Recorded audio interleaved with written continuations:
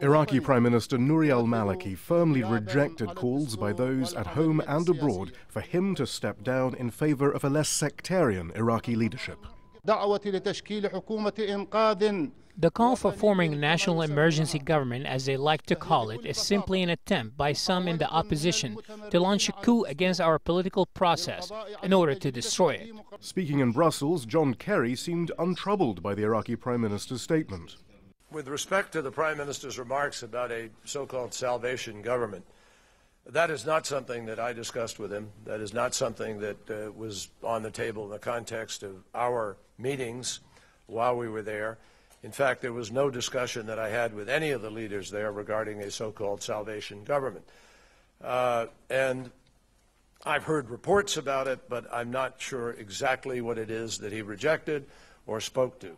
The U.S. insists all it wants is for Maliki to be more inclusive as he begins forming a new government next week. The problem is the numerous reports of U.S. officials attempting to convince Iraqi politicians to ditch Maliki and unite behind someone Washington can trust.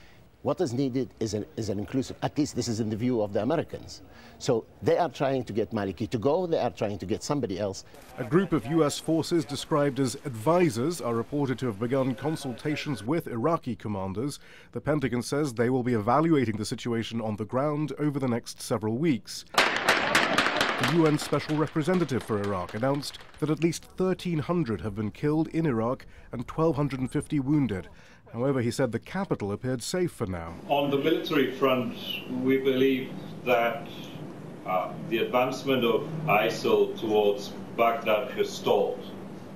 At this point, the city is well saturated with Iraqi security forces. The rebels say that their positions on the Al-Qaim border crossing were hit by Syrian jets. They've posted this video, but there's no independent verification of the footage or the allegation that Syrian fighters were involved. Shihab Ratansi, Al Jazeera.